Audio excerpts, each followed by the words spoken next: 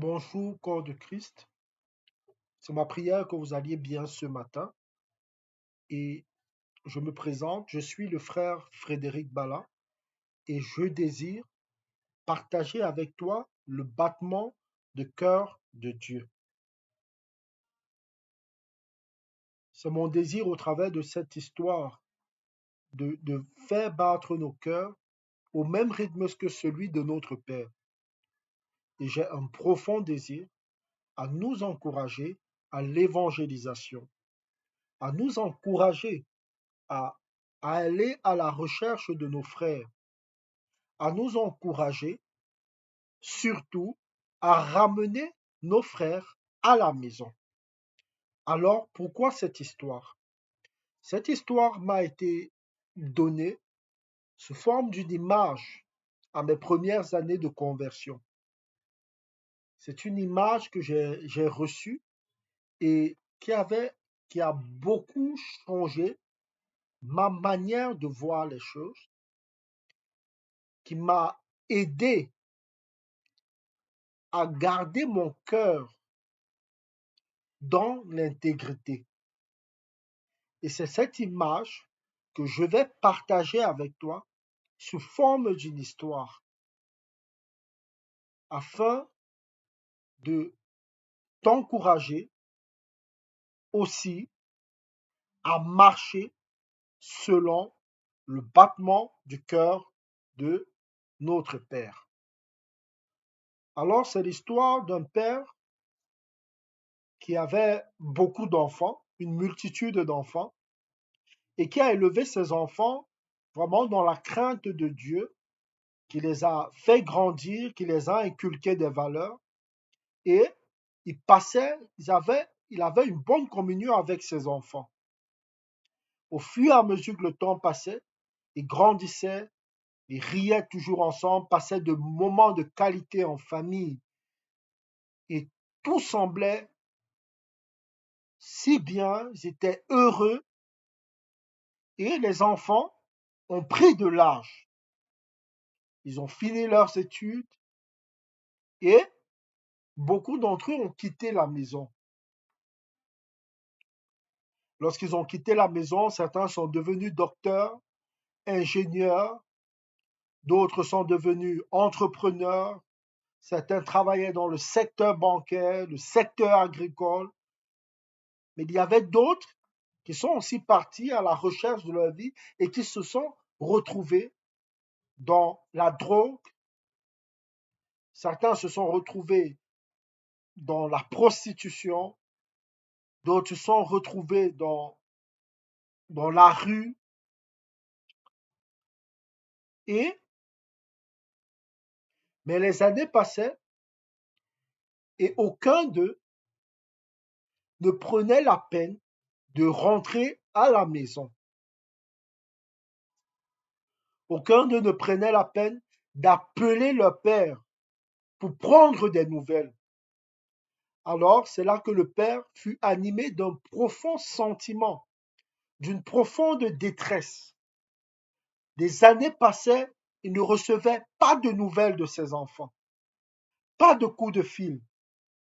Il y avait comme en lui un sentiment de solitude, de tristesse, d'inquiétude, ne sachant pas où ses enfants étaient, ne sachant pas ce que ses enfants faisaient. C'est alors qu'il entreprit de se lever. Il se dit en lui-même, je vais me lever et je vais partir à la recherche de mes enfants. Il se leva, après de multiples recherches, il retrouva un de ses enfants qui était docteur. Il voyait, lorsqu'il a rencontré son fils, il pouvait pressentir que certaines choses n'allaient pas. Celui-ci semblait avoir fait un mauvais mariage, semblait être dans la dépression. À force de conviction, il réussit à parler à son fils. Il réussit à convaincre son fils. Il réussit à lui dire, à lui faire comprendre que sa place est à la maison auprès de lui. Qu'il n'était pas bon pour lui de rester seul. Et il trouva également un deuxième de ses fils, et il réussit également à parler à son cœur. Il les a trouvés dans la dépression, le deuxième dans l'alcool, et il a réussi à convaincre, à parler à son fils, si bien qu'il a ramené deux de ses enfants à la maison. À la maison, il a commencé à parler à ses fils, à les encourager, à les édifier, à les rappeler les valeurs et les principes avec lesquels il les a élevés. Et les enfants, au fur et à mesure, ses fils ont recommencé à prendre vie, à prendre courage. Ils étaient si joyeux dans la maison. Et les enfants ont réalisé à quel point ils avaient perdu, il leur manquait l'affection de leur père, l'amour de leur père. Ils étaient tellement dans la joie d'être ensemble, que rien d'autre n'importait à leurs yeux. Et pendant qu'ils passaient un moment ensemble, passaient encore des moments ensemble, le frère aîné, lorsqu'ils étaient au salon et ils riaient, lorsqu'il s'est tourné, il a vu son père en train de rire. Il a vu son père dans la joie. Mais il n'arrivait pas à comprendre. Il n'arrivait pas à saisir. Pourquoi est-ce qu'il semblait voir le visage de son père animé d'un profond sentiment de tristesse? Il se posait la question, qu'est-ce qui se passe? Alors, ne sachant pas quoi penser, ne prêta plus attention. Les jours passaient, les semaines passaient, ils étaient dans la joie, ils riaient, mais ils pouvaient toujours percevoir derrière la joie de son père, derrière l'amour, l'affection de son père, il semblait se cacher une profonde tristesse. C'est alors qu'un autre jour, alors qu'ils étaient en train de manger à table, ils étaient en train de rire, de partager les souvenirs ensemble, il a remarqué que son père s'éclipsait. Et son père, après, il s'est souvenu que son père avait toujours l'habitude de se retirer. Lorsqu'ils étaient au salon, ils causaient, son père se retirait. Il se souvenait aussi, quand ils étaient à la cuisine en train de parler, son père, au moment, se retirait toujours. C'est alors qu'il a décidé de partir à la recherche de son père. Il est parti au salon et il l'a vu et il ne trouva pas son père. Il décida de monter dans la chambre et alors qu'il passait à côté de la chambre de son père, la porte de la chambre de son père était entrouverte et il a vu son père dans la chambre. Son père était en train de pleurer, de pleurer, de pleurer. Et il s'est demandé, face à la tristesse de son père, il se posait la question, mais qu'est-ce qui ne va pas? Il s'est mis à pleurer. Il n'arrivait pas, il n'arrivait pas à retenir ses larmes. Rien qu'à la vue de la tristesse de son père, il s'est effondré en larmes. Il est entré dans la chambre. Il a demandé à son père, père, pourquoi tu pleures? Pourquoi tu pleures? Arrête de pleurer. Qu'est-ce qui se passe? Et son père, dans les larmes, dans la tristesse, regarda son fils et lui dit, aide-moi à aller chercher tes frères, aide-moi à aller chercher tes frères. Et il pleura encore davantage. Et il dit à son père, arrête de pleurer, arrête de pleurer. J'irai les chercher, mais je t'en prie, arrête de pleurer. Le deuxième frère, remarquant il a été laissé seul, a commencé à chercher son frère et son père. Il est monté dans la chambre et il a vu, il les a trouvés en train de pleurer. Et il demande à son père, mais pourquoi tu pleures? Pourquoi tu pleures? Que se passe-t-il? Et son frère lui dit, papa veut que nous partions à la recherche de nos frères. Après, il dit à son père, père, tu sais, j'ai vu Joël, lui vit dans la prostitution. J'ai vu André. André, lui, il est dans l'alcool. J'ai vu l'autre, il est dans l'alcoolisme. Il est dans la drogue. On ne peut rien faire pour eux. Marc Etienne va tellement bien, sa vie est tellement bien que c'est comme s'il ne veut rien avoir avec nous. Et pendant qu'il parlait, c'était comme une épée qu'il enfonçait au cœur de son père. Et son père s'est mis à pleurer davantage. Et le frère aîné, qui était tellement attristé, a dit, papa, arrête de pleurer, je t'en prie. Je ferai tout ce que tu veux, j'irai les chercher, mais je t'en prie, arrête de pleurer. Il a compris à ce moment-là pourquoi son père était dans la tristesse. Il a compris pourquoi il voyait toujours le visage de son père rempli d'un profond sentiment de tristesse, malgré la joie, malgré les rires qu'il partageait avec leur père. Alors le frère aîné qui était résolu à aller chercher ses frères dit à son père, Père, je m'en vais chercher mes frères. Je m'en vais chercher des frères. Mais de grâce, arrête de pleurer. Et son père se tourna vers son deuxième fils et lui dit, s'il te plaît, peux-tu aussi aller chercher tes frères? Il dit à son père, papa, moi, je ne veux pas partir. Les autres ne vont pas nous écouter. Et son père était attristé. Son père se dit en lui-même, mais si mon fils aîné part, comment va-t-il faire pour s'en sortir? Je ne veux pas qu'il soit seul. Il se tourna vers le deuxième et dit, écoute-moi, s'il te plaît, va avec ton frère. Je te donnerai tout ce que tu veux. Je te donnerai tout ce que ton cœur désire. Mais de grâce, accompagne ton frère. Il se tourna et dit à son père, tu vas me donner tout ce que je veux?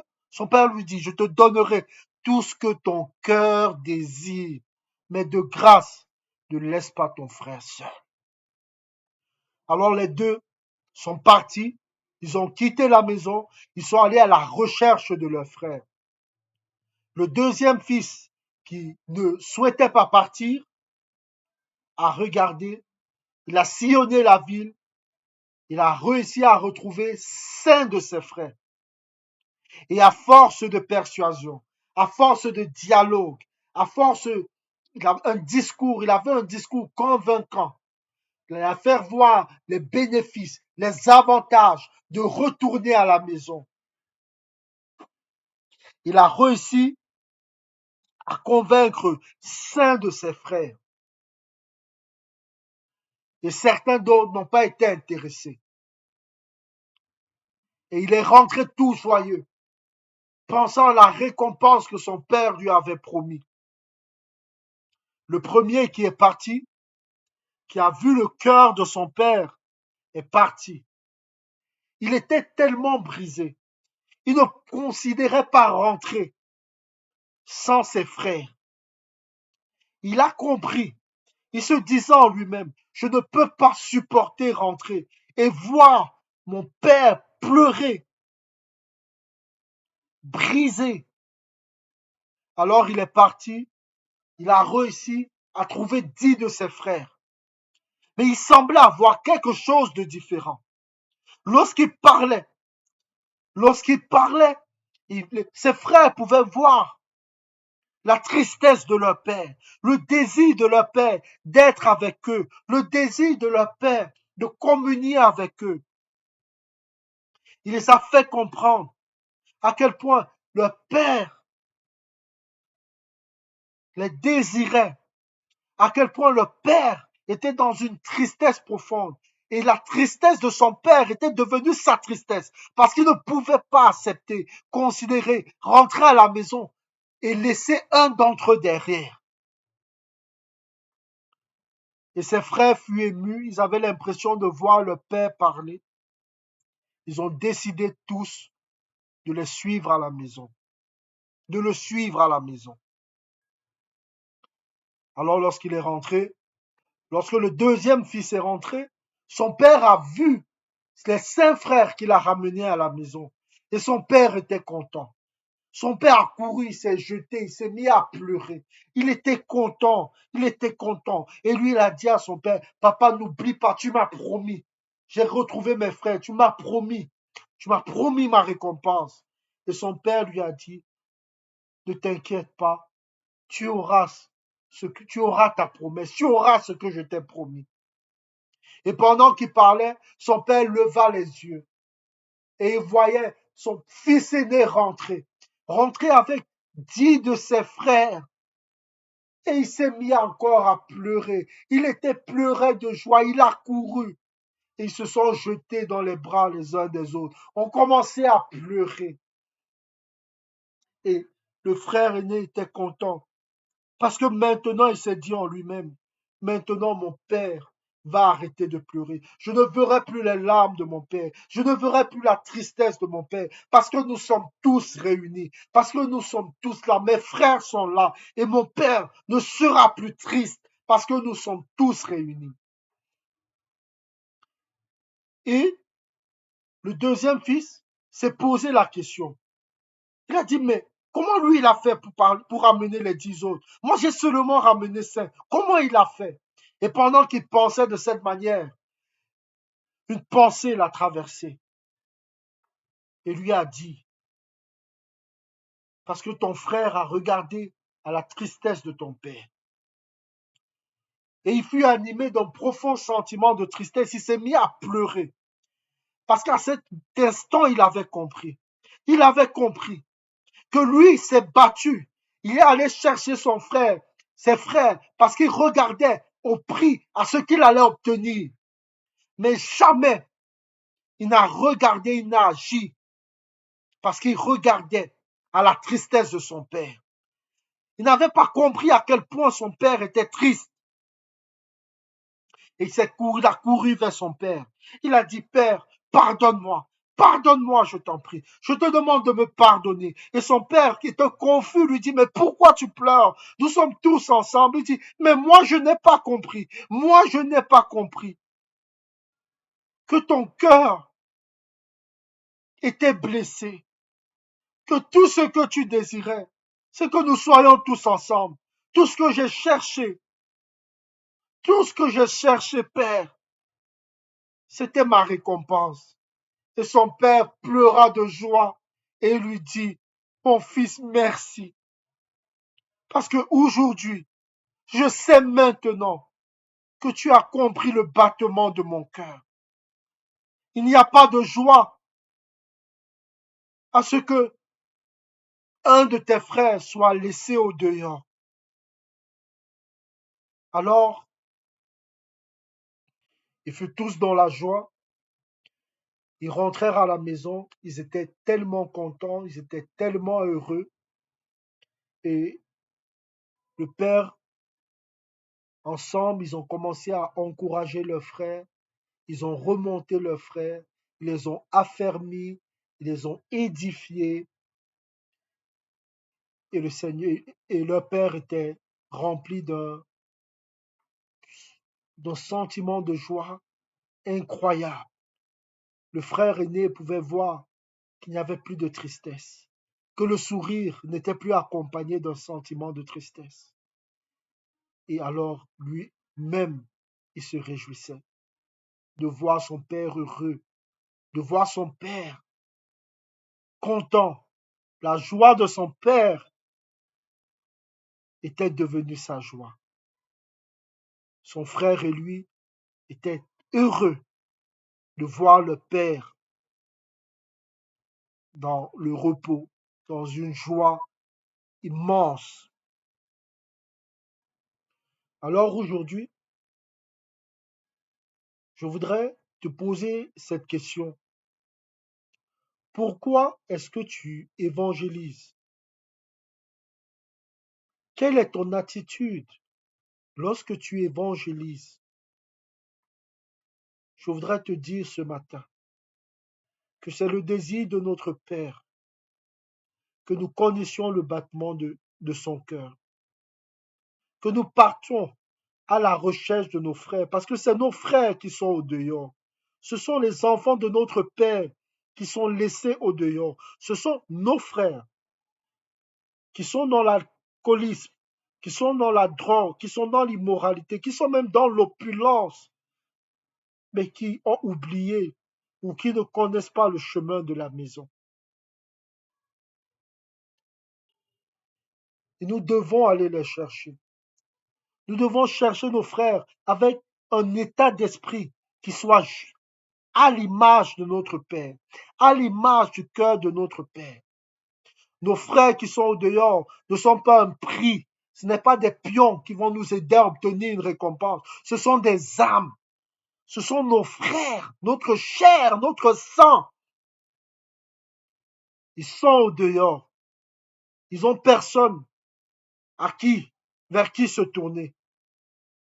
Ils attendent. Ils nous attendent pour les ramener à la maison. Alors je voudrais t'encourager lorsque nous partons évangéliser. Je voudrais t'encourager à aller évangéliser en étant rempli de compassion, en étant rempli d'amour. C'est ma prière, frères et sœurs, que nous ne soyons pas guidés par des récompenses lorsqu'il s'agit des âmes.